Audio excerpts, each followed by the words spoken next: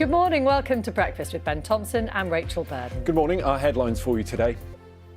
Good morning to you. It is Sunday, the 18th of July. Our top story for you today. Senior government ministers are waiting to hear if they'll have to quarantine after their Health Secretary, Sajid Javid, confirmed he has tested positive for coronavirus. Mr Javid held a meeting with the Prime Minister on Friday, shortly before experiencing symptoms. It comes ahead of most COVID restrictions being lifted in England tomorrow. Our political correspondent Nick Eardley has this report. Well, the search continues for hundreds of missing people in Western Europe after record rainfall caused devastating flooding. Yeah, more than 170 people have been killed across Germany and Belgium. Chancellor Merkel is due to visit the affected areas today. Our Europe correspondent Jenny Hill has more. Well, we can speak to our correspondent. The aftermath of these floods are absolutely devastating. So what is the focus of the rescue mission now? Meanwhile, Ibiza, Mallorca and Menorca will move from the government's green travel watch list to amber overnight tonight. Police investigating violence and disorder at last Sunday's Euro final between England and Italy have released images of 10 men they want to speak to. Northern Ireland's leading supermarkets have called for urgent action to prevent disruption to trade under the terms of the Brexit protocol. 6 retailers are asking for changes before October, when an extended grace period ends, which currently allows for lighter touch controls on some goods. Our reporter Sarah Girvin has more. Now, with the mercury hitting highs of 30+ degrees yesterday, tens of thousands of you went to beaches, parks and lakes across the UK to make the most of the weekend sunshine. I hope you kept out of the sun. Actually, a lot of people being really big issue at the moment. And in fact, it's on the front pages of the papers this morning. On the one hand, what's going on in parts of continental Europe, and of course the heat wave back here as well. But I genuinely do take care if you're out and about today, because the weather is going to be ferocious. Yeah, as we said, on the front of most papers, also insides as well. Today could be even hotter, as we're touching on there. To say, people haven't been enjoying it. So do send us in your pictures, the picture that sums up your day yesterday, whatever it might be. There have been some gorgeous ones actually sent through on Twitter overnight. So we'll try and share some of those with you a bit later. But at BBC Breakfast on social media. What's the email address? I'm looking to you for that one. bbcbreakfast@bbc.co.uk. Wow. Get in touch with us this morning. Love this. So many people have been doing home DIY projects over the last year or so, but resorting to YouTube and Google to work out how to do them. You probably shouldn't tackle on Maybe. Although it is brilliant. You can look up almost anything and find out how to do it. But I'd say steer clear of electrics. Yes, this is the advice saying that people are taking on potentially dangerous jobs themselves, such as installing domestic electrical equipment, including sockets and switches. Please, you leave this only to trained tradespeople, it says here. But it's... Well, that's the thing. It's how far through do you get before you need to call in a real tradesman who will finish the job properly. And also, I mean, how annoying must it be as a tradesman if you've got to go in and fix lots of badly done projects? Well, even good luck getting hold of a tradesperson at the moment. They're so busy. Speaking of DIY, should we have a look at this? I might need your help. It's a bit of a double spread, this. I built a Spitfire in my garden. What do you do with it after that? Well, just admire your good work? I'm trying to work out where it actually goes, actually. I should have read to the end of the article. OK, well, we'll let you do that. We'll have a little read of that. But should we just have a look at what's happening with the weather this morning? Thomas Schaffelacker is here with us today. And Thomas, I mean, it's going to get hotter. That's the general message, is it, today? Thomas, thanks so much. Sunny and warm for the weekend. Now, a huge clean-up effort is underway in the worst affected regions of Germany and Belgium, hit by devastating flooding. Yeah, our correspondent Anna Holligan spent the day with the residents of one street in the Dutch village of Kula.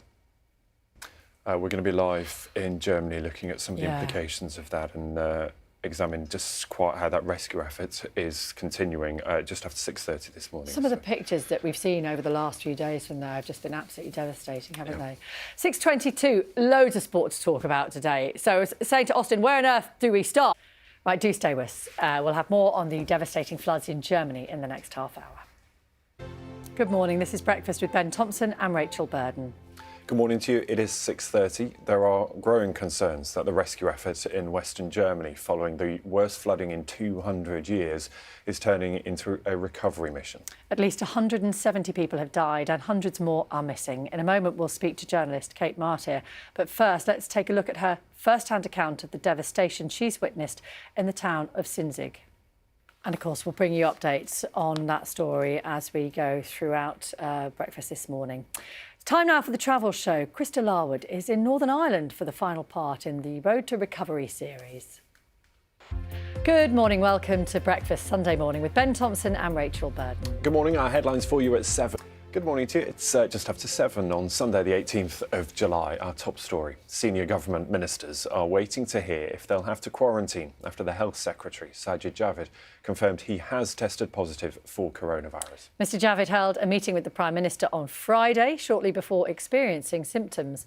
It comes ahead of most legal COVID restrictions being lifted in England tomorrow. Our political correspondent Nick Eardley has this report.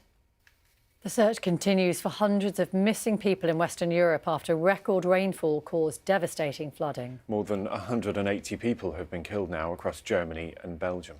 We can speak now to our correspondent. There you are, and what's going on there this morning? Police investigating violence and disorder at last Sunday's Euro final between England and Italy have released images of 10 men they want to speak to. Ibiza, Mallorca and Menorca will move from the government's green travel watch list to amber overnight. Now that means from tomorrow, people aged over 18 who are not fully vaccinated will have to quarantine on returning from the islands. Well, our correspondent Nick Beat. Beautiful pictures in Ibiza. Well, beautiful weather over here. Hot, yeah. Anyway. With the mercury hitting highs of 30+ degrees yesterday, tens of thousands of people went to the beaches, parks, lakes, anywhere where it was a bit cooler to make the most of the weekend sunshine. Hear from anyone in Ballywattocock this morning about just what they did to keep cool there yesterday. You've been sending in your pictures of fun in the sun. Do send in any of your pictures. What's the one picture that sums up your day yesterday at BBC Breakfast? Yeah, or at BBC Breakfast at bbc.co.uk, his email address.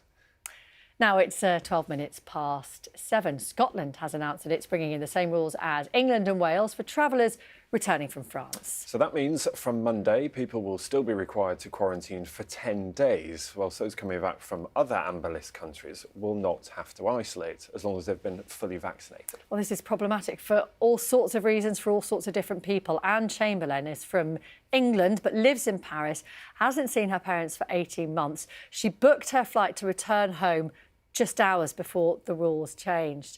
And I think a lot of hospitality firms that I spoke to this week have said, yes, great that the restrictions are lifted in the sense that you can get more people back in. Yeah. They're not subject to the same restrictions on numbers or mask wearing, but at the same time, they don't expect everyone to rush back because a lot of people will feel nervous. So the people they gain by shaking off restrictions, they may lose people because they feel less comfortable. The one thing that is working in our favour at the moment is the weather in terms of being able to meet outdoors. Although hot weather always comes with a note of caution, Thomas, doesn't it? Yeah, Morning. absolutely. The bus there, didn't I? I'm sorry. Yeah, you did. Go and untangle yourself. We'll see you in a bit. Right. Don't want to see anything else below that line, by the way. Definitely not. He may have his shorts on. Well, you'd forgive him today. It's a world record attempt which has been tried many times. But do you know what? To date, no one has successfully completed it. No, but fingers crossed, someone may. Brendan Prince may. He set out to become the first person to paddleboard around mainland Britain, and we caught up with him just before he set off. Let's take a look. Well, Brendan is now about halfway through his journey and is in Thurso in the Highlands in Scotland. So halfway there, Brendan, and you probably couldn't see those pictures, but it looked incredibly peaceful and zen-like. And I bet it hasn't been like that all the way around so far, has it? Imagine it's the wind, and forgive me for asking a stupid or really obvious question, but wind is the biggest problem when you're out on the water, is it? A sort of typical day. I know there may not be no such thing, but you know, how many days are you how many hours are you on the board every day, and you know, what does a day look like for you? Oh, Brendan, that's the thing that I would always worry about. Yeah, I eat. Now, listen, you talk about the water safety message, that this is what this whole project is all about. And I know that's something you've been involved in for a long time, but there was a particular moment, a catalyst really for you that meant you quit your full-time job and you're devoting your life to this. Can you tell us about that? Awareness, Brendan. And before you go, I mean, we saw some incredible pictures of you there, you know, on the paddleboard in front of offshore wind farms and all sorts of things. Have you got a highlight so far as you hit that halfway mark? Best of luck. It's been so nice to talk to you. We will check in again with you as you continue that journey. But best of luck hitting that halfway mark today, hopefully, and we'll see you very soon. Thank you. God bless. I appreciate it. Thank you. What a legend. Amazing, amazing effort. Right, we'll have all the details on a busy weekend of sport in just a moment. Stay with us. Morning, this is Breakfast with Ben Thompson and Rachel Burden. It is 7:34. It Sorry. is. Go on, Good carry morning, on. Shall I go on? Yeah, as we've been hearing this morning, the Health Secretary has tested positive for COVID-19. Mr Javid has received both doses of the vaccine and he says he's suffering with very mild symptoms. Let's discuss this and lots more, in fact, with our guest. More on that. We're going to talk about nightclubs and the impact on the reopening, the easing of restrictions and people finally able to get back out in things like nightclubs, cinemas, restaurants and bars. We'll talk about that in just a moment. But let's check in on the sport. Austin has all the details. Thanks very much. Actually, there is a link here because Tour de France, remember Tour de Yorkshire? Yeah. Yorkshire looked amazing, the Yorkshire Dales yeah. particularly. Now, famous, of course, for its stunning scenery, those rolling hills, far-reaching moorlands, but decades of intensive land use has taken its toll on parts of the landscape. And that's why Ingleborough, the county's second highest mountain, has become the focus of a huge restoration project. And in fact, we had a photo from the Ingleborough mountain race earlier, didn't we, in our sunny photos? Yep. But let's hear more from our reporter, Paul Hodson, who can explain. Stunning scenery. Look amazing, yeah. Especially on a day like today. Mm. If you're out in the sun today, do enjoy it. Be careful. Now, in the last week, we have seen floods devastate Western Europe and record temperatures as well in the US. So, Ros Atkins is taking a look now at recent heat waves around the world and why they are worrying scientists. Good morning. Welcome to Breakfast. It's Sunday morning with Ben Thompson and Rachel Burden. Good morning. It's 8 o'clock. Here are the headlines. Good morning. It is Sunday, the 18th of July. Our top story this morning. Senior government ministers are waiting to hear if they'll have to quarantine after the Health Secretary, Sajid Javid, confirmed he has tested positive for coronavirus. Mr Javid held a meeting with the Prime Minister on Friday, shortly before experiencing symptoms. It comes ahead of most legal COVID restrictions being lifted in England tomorrow. Our political correspondent Nick Eardley has this report. Well, we're joined now by our political correspondent. Significant impact on the government, just at the point that they want to tell us to go out, I suppose, and take advantage of the new freedoms in England. Police investigating violence and disorder at last Sunday's Euro final between England and Italy have released images of 10 men they want to speak to. Officers have Ibiza, Mallorca and Menorca will move from the government's green travel watch list to amber overnight tonight. So what does that mean? Well, from tomorrow, people aged over 18 who are not fully vaccinated will have to quarantine on returning from the islands. Let's speak to our correspondent, Nick. It's very sunny there, certainly very sunny here for much of the UK as well. The mercury hitting highs of 30+ degrees yesterday. So that meant tens of thousands of people heading for the beaches, for the parks, for the lakes, for anywhere a bit cool to make the most of the sunshine. And you have been sending in your pictures of your sunny weekend, and some of these are absolutely lovely. That going on, I think, today. Yeah, if you want to send in your pictures, at BBC Breakfast is the social media address to send it to. bbcbreakfast@bbc.co.uk is the email. Now, we're talking about extreme weather of a very different kind today. The scale of the devastation caused by the floods in Western Europe, which is worse than anyone in the region can remember. At least 180 people are now known to have died. Our correspondent Damien McGuinness is in Nuremberg. You mentioned that weather. Thomas is looking at where that weather front now is that's delivered so much rain to parts of originally, I believe, and Thomas, correct me if I'm wrong, southern England, and then it's moved on to the continent and across to Germany and to Holland. Just bring us up to date. Yes. It's fascinating, isn't it, to see how it moves so quickly and the devastation that it can cause on the way. Thomas, thank you very much for now, Thomas, with the latest on that storm front that has brought so much destruction to parts of Germany and to Holland. Yes, and it's 8 to 23. We'll bring you the latest as well on the news that the Prime Minister has been contacted by Track and Trace after the Health Secretary testing positive, but will not be self-isolating because he is taking part in the daily testing programme. Yes. So he will continue working, but in a limited capacity. That's what we've been told. More on that to come a little bit later on. Many sporting events put on hold during the pandemic, but as you well know, some have slowly been making their return this summer, including the Euros and Wimbledon. Now it is time for the British Grand Prix, where around 140,000 motor racing fans are due to attend Silverstone today. It makes it the largest crowd for a sporting event in the UK since the pandemic began. So let's speak to its managing director.